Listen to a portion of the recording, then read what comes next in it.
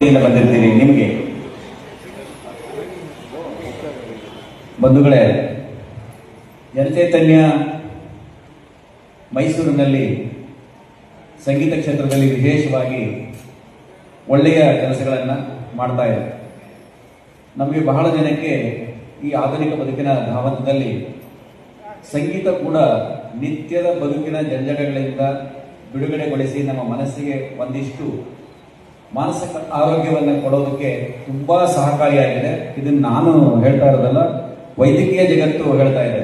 ಅದಕ್ಕೇನೆ ನಮ್ಮಲ್ಲಿ ಬಹಳ ಜನ ಲಕ್ಷ್ಮಣ್ ಸರ್ ಅವರ ಜೊತೆ ಇರಲಿ, ನಮ್ಮ ಸುಗಮ ಸಂಗೀತ ಪರಿಷತ್ತಿನ ಜೊತೆಗಿರಲಿ, ಅನೇಕ ವೈದ್ಯರುಗಳೇ ತಮ್ಮ ಪ್ಯಾಷನ್ ಆಗಿ ಹಾಡನ್ನು ಉಳಿಸ್ಕೊಂಡಿದ್ದಾರೆ. ಅದಕ್ಕೆ ಆ ಮಹತ್ವ ಇದೆ ಮತ್ತು ಮನಸ್ಸನ್ನ ಸಮಾಧಾನಕರವಾಗಿಡುವ, ಉಲ್ಲಾಸಗೊಳಿಸುವಂತ ಗುಣ ಇರೋದ್ರಿಂದನೇ ಸಂಗೀತ ಆಗಲಿ, ನೃತ್ಯ ಆಗಲಿ ವಿಶೇಷವಾಗಿ ನಮಗೆ ಸಂಸ್ಕಾರವನ್ನು, ಹೃದಯಕ್ಕೆ ಉಲ್ಲಾಸವನ್ನು, ಮನಸ್ಸಿಗೆ ಮತ್ತು ದೇಹಕ್ಕೆ ಆರೋಗ್ಯವನ್ನು ಕೊಡುವಂತ ಗುಣಗಳನ್ನು ಹೊಂದಿದೆ. ಆ ಕಾರಣಕ್ಕೆ ಬಹುಶಃ ಇಲ್ಲಿ ಅನೇಕರು ಬಹಳ ಒಳ್ಳೆ ಹಿರಿಯರೇ, ನಾವು ಏನೇ ಮಾತಾಡೋದಕ್ಕಿಂತಲೂ ಅವರ ಜೀವನದಲ್ಲಿ ಅನುಭವಗಳಿಂದ ಮಾಗಿದಂತ ಜನ ಇಲ್ಲಿ ಪ್ರೇಕ್ಷಕರಾಗಿ ಬರ್ತಾರಲ್ಲ, ನನಗೆ ತುಂಬಾ ಸಾರಿ ಅಬ್ಸರ್ವ್ ಮಾಡಿದ್ದಾರೆ. ತುಂಬಾ ಖುಷಿ ಆಗುತ್ತೆ. ಅವರಿಗೆ ಗೊತ್ತಿದೆ ಬದುಕಿನಲ್ಲಿ ನಾವು ಇಷ್ಟು ದಿನ ಅನುಭವಿಸಿದ ಈ ಮಾಗಿದ ಜೀವನದಲ್ಲಿ ನಾವು ಏನೇನು ಅಂದ್ಕೊಂಡಿದ್ವು ಸಂಪಾದನೆ ಅಂತ, ಅದು ವಾಸ್ತವವಾಗಿ ಸಂಪಾದನೆ ಅಲ್ಲ. ನಾವು ಏನೇನನ್ನು ನಾವು ಸಂತೋಷ ಕೊಡುತ್ತೆ ಅಂತ ಗಳಿಸ್ತಿದ್ವೋ ಅದು ನಿಜವಾದ ಸಂತೋಷ ಕೊಡೋದಲ್ಲ.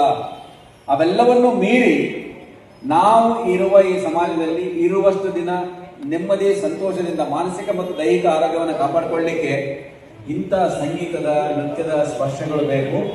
ಅದೇ ಕನಿಷ್ಠ ನಾವು ಆಗಾಗ ಕೆರಳುವಂತ ಮನಸ್ಸನ್ನ ಅಲ್ಲಿಯೇ ಸಪ್ರೆಸ್ ಮಾಡಿ ಶಾಂತವಾಗಿರೋ ಹಾಗೆ, ಅದರ ಮೂಲಕ ನಮ್ಮ ಆರೋಗ್ಯವನ್ನು ಕಾಪಾಡಿಕೊಳ್ಳೋದಕ್ಕೆ ನೆರವಾಗುವಂಥದ್ದು. ಆ ದಿಕ್ಕಿನಲ್ಲಿ ಜನಚೈತನ್ಯ ಫೌಂಡೇಶನ್ ಮಾಡ್ತಾ ಇರುವಂತಹ ಇಂಥ ಸಂಗೀತ ಕಾರ್ಯಕ್ರಮಗಳು ತುಂಬಾ ಉಪಯುಕ್ತ ಮತ್ತು ಅರ್ಥಪೂರ್ಣ ಅಂತ ಭಾವಿಸ್ತೇನೆ. ಇವತ್ತು ನಾವೇನಿದ್ದೀವಿ, ನಾವು ಮಾತಾಡ್ಲಿಕ್ಕೆ ಬಂದದ್ದಲ್ಲ. ವಾಸ್ತವವಾಗಿ ನನಗೆ ಗೊತ್ತಿದೆ, ಇದು ಯಾವಾಗಲೂ ಅಷ್ಟೇ ವೇದಿಕೆ ಕಾರ್ಯಕ್ರಮ ಸಂಘಟಕರಿಗೆ ಒಂದು ಅನಿವಾರ್ಯವಾಗಿರ್ತದೆ ಪಾಪ. ಆದ್ರೆ ವಾಸ್ತವವಾಗಿ ರಸಿಕರು ಹಾಡುಗಳನ್ನು ಕೇಳಲಿಕ್ಕಾಗಿಯೇ ಬಂದಿರ್ತಾರೆ. ಆ ಹಾಡುಗಳನ್ನೇ ಮುಂದುವರಿಸೋಣ. ಇಬ್ಬರು ನಮ್ಮ ಮುಂದೆ ಈ ದೇಶದ ಬಹುದೊಡ್ಡ ಗಾಯಕರು, ಲೆಜೆಂಡ್ಸ್ ಆಫ್ ಮ್ಯೂಸಿಕ್ ವರ್ಲ್ಡ್ ಆಧಾರದ ಆಶಾ ಭೋಸ್ಲೆ ಅವರು ಮತ್ತು ಲತಾ ಮಂಗೇಶ್ಕರ್ ಅವರು. ಮೇಡಮ್, ಸುಮನ್ ಕಲ್ಯಾಣ್ಪುರ್ ಅಂತ ಹೇಳಿ, ಕರೆಕ್ಟ್. ಅಷ್ಟು ದೊಡ್ಡವರು.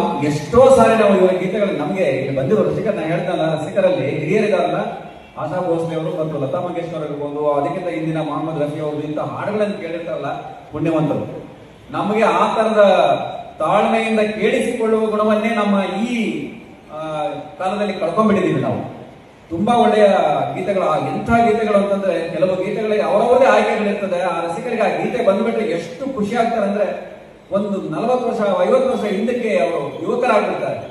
ಅವರ ಕಾಲದಲ್ಲಿ ಗುಣಗುಣಿಸ್ತಾ ಇದ್ದಂತ ಹಾಡುಗಳು ಬಂತಲ್ಲ ಅಂತೇಳಿ ಎಷ್ಟು ಖುಷಿ ಪಡ್ತಾರೆ. ಅವರನ್ನ ಮತ್ತೆ ಮತ್ತೆ ಆ ರೀತಿಯ ಅವರ ಸುವರ್ಣ ಕಾಲಕ್ಕೆ, ಅಂದ್ರೆ ತುಂಬಾ ಪುಟಿಯುವ ಉತ್ಸಾಹದ ಕಾಲ ಇರ್ತಲ್ಲ, ಆ ಕಾಲಕ್ಕೆ ಎಳ್ಕೊಂಡು ಹೋಗುವಂತ ಗುಣ ಅದಕ್ಕಿದೆ. ಇಂಥ ಸಂಗೀತ, ಸಾಹಿತ್ಯ ಇವುಗಳಿಗೆ ಮಾತ್ರ ಮತ್ತೆ ಮತ್ತೆ ನಮ್ಮನ್ನ ಬಾಲ್ಯಕ್ಕೆ, ಯೌವನಕ್ಕೆ ಎಳ್ಕೊಂಡೋಗಿ ಅದರ ಮಧುರವಾದ ಅನುಭವಗಳನ್ನು ನೆನಪು ಮಾಡ್ಕೊಳ್ಳಿಕ್ಕೆ ಅವಕಾಶ ಮಾಡಿಕೊಡುವಂಥದ್ದು ಆ ಗುಣ ಇರುವಂಥದ್ದು ಇಂಥ ಸಂಗೀತಕ್ಕೆ ಮಾತ್ರ. ಅಂತ ಆ ದಿಕ್ಕಿನಲ್ಲಿ ಇಂಥ ಕಾರ್ಯಕ್ರಮಗಳನ್ನ ಸಂಘಟಿಸ್ತಾ ಇರುವಂತಹ, ರಸಿಕರಿಗೆ ಉಣಬಡಿಸ್ತಾ ಇರುವಂತಹ ಜನಚೈತನ್ಯ ಫೌಂಡೇಶನ್ಗೆ, ಅದರ ರೂವಾರಿಗಳಂತ ಲಕ್ಷ್ಮಣ್ ಸರ್ ಅವರಿಗೆ ಮತ್ತು ಅವ್ರ ಜೊತೆ ಬೇರೆ ಬೇರೆ ವೃತ್ತಿಯಲ್ಲಿ ಇದ್ರೂ ಕೂಡ ಅದು ಬದುಕಿನ ಭೌತಿಕ ಬದುಕಿಗೆ ಬೇಕಾದ ಗಳಿಕೆಗಳಿಗಾಗಿ ದಿನನಿತ್ಯ ನಾವೆಲ್ಲರೂ ಕೂಡ ಸಂಪಾದನೆ, ಗಳಿಕೆ ಕೆಲಸಗಳಲ್ಲಿ ತೊಡಗಿಕೊಂಡಿದ್ದೇವೆ.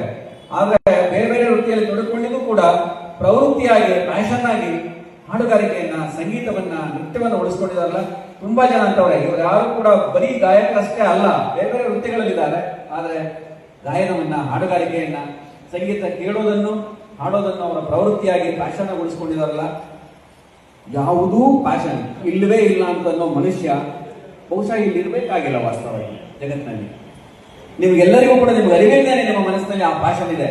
ಹಾಡುವ, ಕನಿಷ್ಠ ಹಾಡನ್ನ ಕೇಳಿಸಿಕೊಂಡು ಸುಖಿಸುವ, ಸಂತೋಷ ಪಡುವ ಮನಸ್ಥಿತಿ ಇದೆಯಲ್ಲ, ಅದು ಕೂಡ ತುಂಬಾ ಒಳ್ಳೆ ಪ್ಯಾಷನ್. ಅದು ನಮ್ಗೆ ಹಾಡುಗಾರರಿಗೆ ಹೇಗೆ ಹಾಡೋದೊಂದು ಪ್ಯಾಷನ್, ಕೇಳುಗರಿಗೆ, ರಸಿಕರಿಗೆ ಕೇಳಿಸ್ಕೋಬೇಕು, ಇಂಥವ್ರು ಬರ್ತಾರಂತೆ, ಇಂಥವ್ರು ಹಾಡಾಡ್ತಾರಂತೆ, ಇವತ್ತು SP ಅವ್ರ ಹಾಡುಗಳಿದಾವಂತೆ, ಇವತ್ತು ಪಿ ವಿ ಅವರ ಹಾಡುಗಳಿದಾವಂತೆ, ಲತಾ ಮಂಗೇಶ್ಕರ್ ಹಾಡುಗಳಿದಾವಂತೆ ಅಂತ ಕೇಳಿಸ್ಕೊಳ್ಳೋದಿದೆಯಲ್ಲ, ಅದು ಕೂಡ ತುಂಬಾ ಆರೋಗ್ಯಪೂರ್ಣವಾದದ್ದು.